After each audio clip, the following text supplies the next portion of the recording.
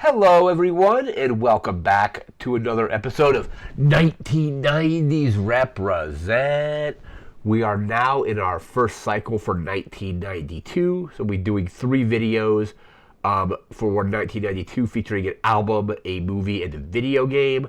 On this episode, we'll be covering The Chronic by Dr. Dre. This is Dr. Dre's solo debut album, released in 1992. One of the greatest hip hop albums of all time. Also, probably one of the greatest debut albums or solo debut albums of all time. Because he spent some time, obviously with NWA before going solo.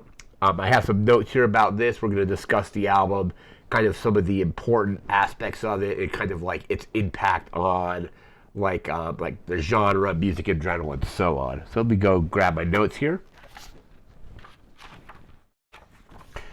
All right, here we are. So, The Chronic by Dr. Dre, first released December 15th, 1992. A lot of the songs are kind of inspired by and reference, obviously, beef between himself and Eazy-E, Ruthless Records. I remember seeing the movie Straight Outta Compton, and that kind of covered some of those aspects. Obviously, there was much more to it than what the movie just led on to, but Straight Outta Compton, if you haven't seen the movie, I would recommend it. It's a pretty good, musical, biopic if you want to, dive into some of that. One notable thing about this album is a lot of artists on this album kind of had their careers kind of springboarded by being a part of this album.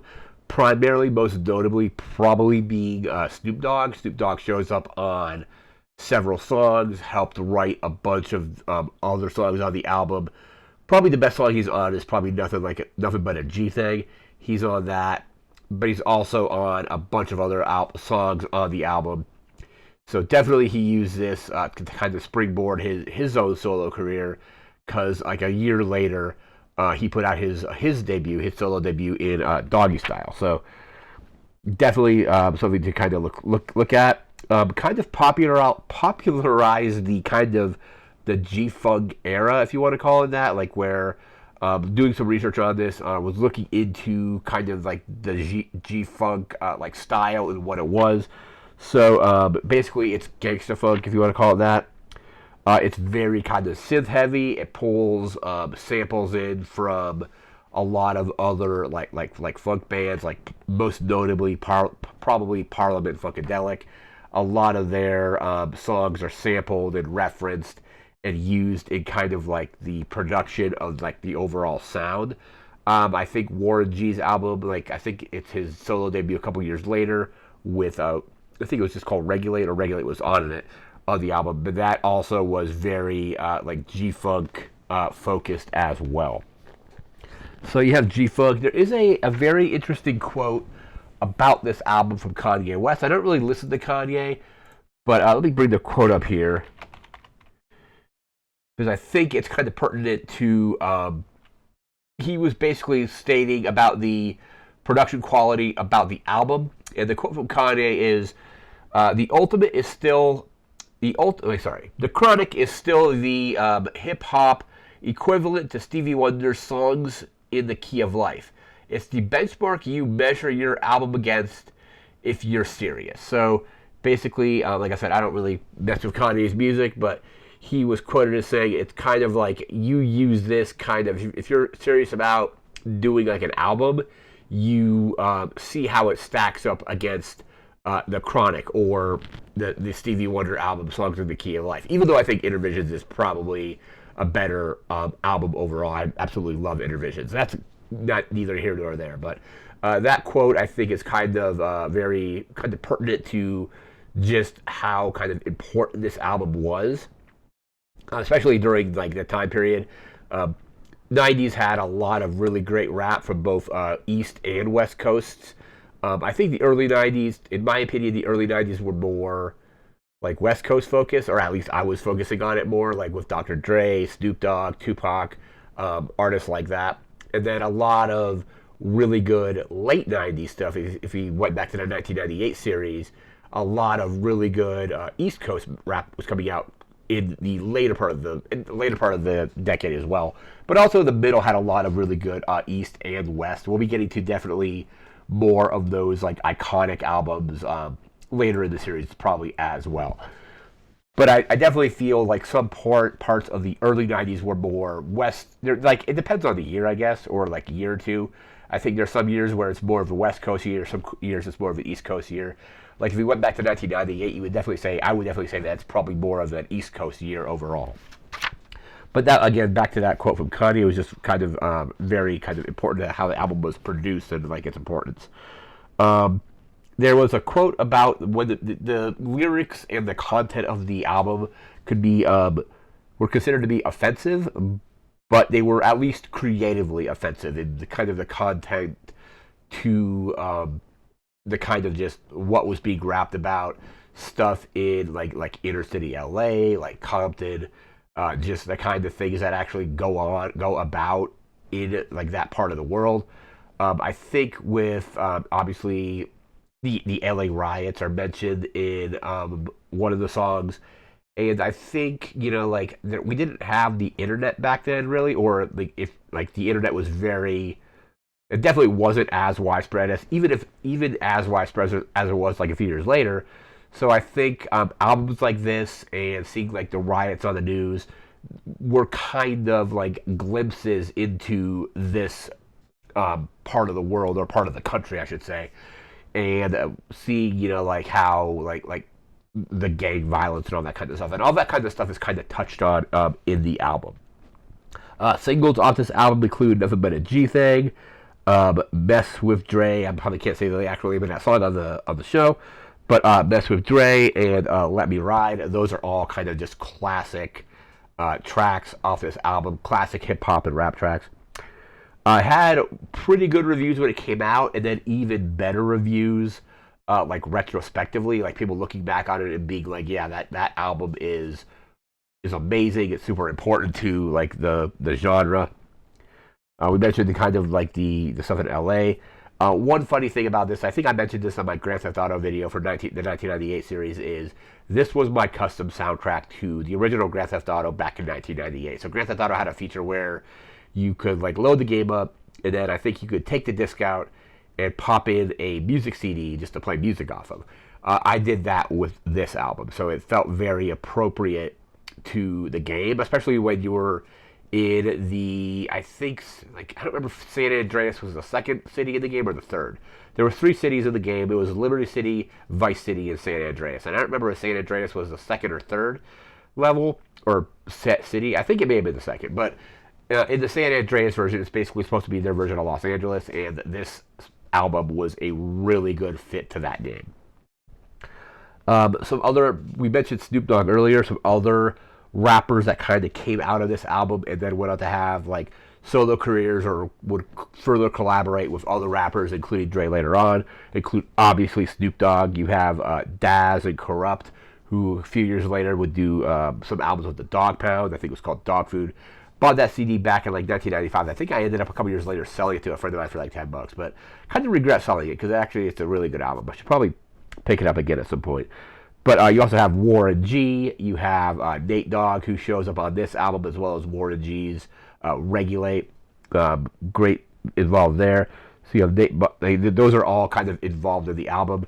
And now we're going to go ahead and take a look at some of the track lists. I'm probably going to list off some of the samples that Dre uses, because Dre like throws in very good samples of other like artists and like a lot of like I said, Parliament and like Funkadelic, George Clinton and stuff like that.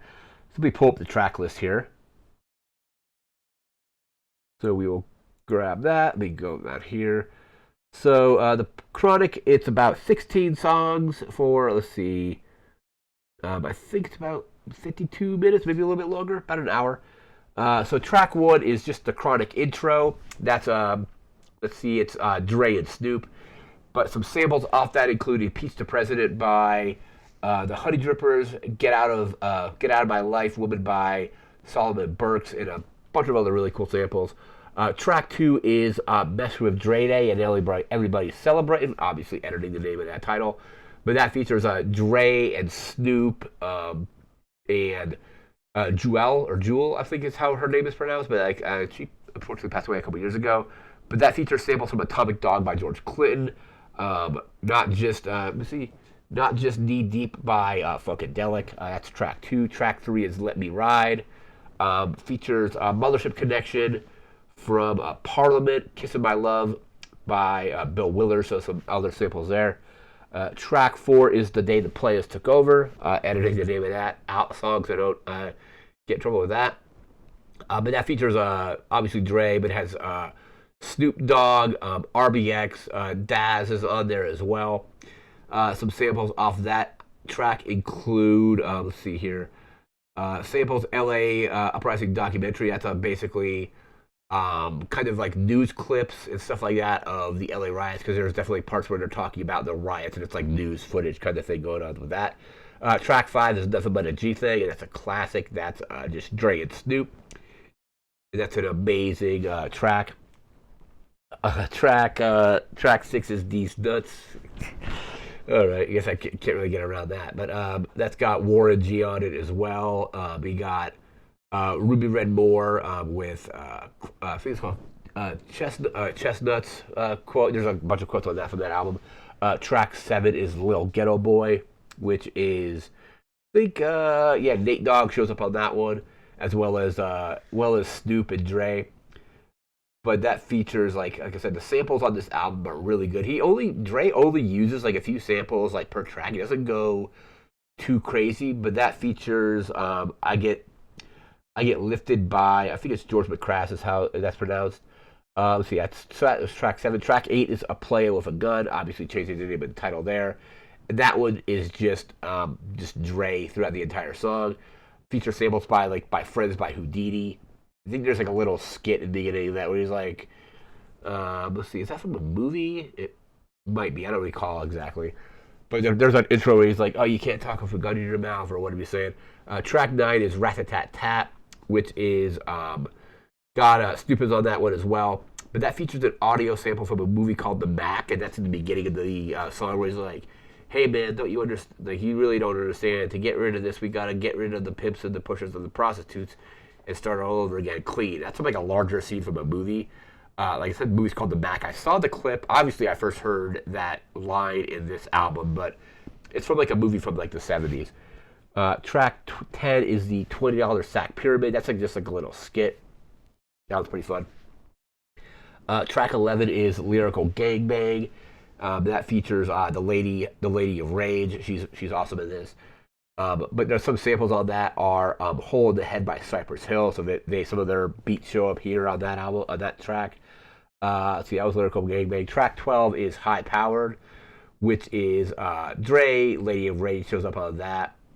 Let's see, track 13 is The Doctor's Office. That's just a little skit, and that features a sample of Back in Bed by Jewel. I think it's not Jewel like the contemporary singer. It's a completely different singer. Track 14 is Stranded on Death Row. Features some samples by Do Your Thing by Isaac Hayes. Also the jam by Graham Central Station. So that's Stranded on Death Row. 15 is The Roach, the Chronic Outro, which is RBX is on that. Daz is on that, Lady of Rage and Jewel. And then track 16 is Ladies and shit. I guess I can't really edit the name of the track that bad. But we got Snoop on that one, and then we have Adolescent Funk by Funkadelic is sampled on that track as well. This is just an iconic rap album. I remember picking it up I didn't get it right when it came out. I think I picked it up like a couple years later. But it's one of like the greatest like hip hop albums of all time. It's sold, I think, it's easily like 5 times platinum. I think it went triple platinum kind of like upon release, and I think like as of, I guess it was 2015 is what it said. As of 2015, it sold like 5 million copies. That's probably higher than it is now, or probably more now than it was back then, because that was 2015 was like 8 or 9 years ago now. But yeah, The Chronic by Dr. Dre is just an iconic rap album. it was probably my introduction to probably gangster rap, if as like a genre. Um, I think the rap I had listened to kind of like prior to that was like mostly like MC Hammer and maybe like Vanilla Ice if you're thinking of like just like Ice Ice Baby or like the Ninja Rap or something like that from the second Ninja Turtles movie. But I definitely think The Chronic was my first kind of gangster rap album, and then I got into Snoop Dogg. Obviously, and Snoop Dogg is on this, but then Snoop Dogg a year later put out his own solo album with Doggy Style, and then like you had like Ice Cube putting out The Predator and like Lethal Injection and albums like that. And you still had really good like East Coast rap at the time too. Like I think like a year later is like Wu Tang put out Enter the Wu Tang 36 Chambers. You had Biggie putting out Ready to Die. So it was just a really good time for rap music, both East and West Coast. And then I think, like I said earlier, there are some years that definitely feel like a West Coast year. Some years feel like an East Coast year. But yeah, the early to mid '90s, I think, or just the '90s in general, really good kind of rap music. I think I kind of stopped caring about the genre toward the end of the decade, maybe the early like 2000s or something like that. But that's gonna do it for this video. We'll be back again in a few days with a movie. A 1992 movie. Don't know what we'll be doing just yet. And then after that, we'll be doing a 1992 video game. And then we'll be cycling into 1993 and throughout the rest of the decade, and then cycling back once that's done. But again, that's going to do it for now. So remember to like, comment, share, subscribe. We'll see you again next time. Thanks again for watching. Take care and have a good one. See ya.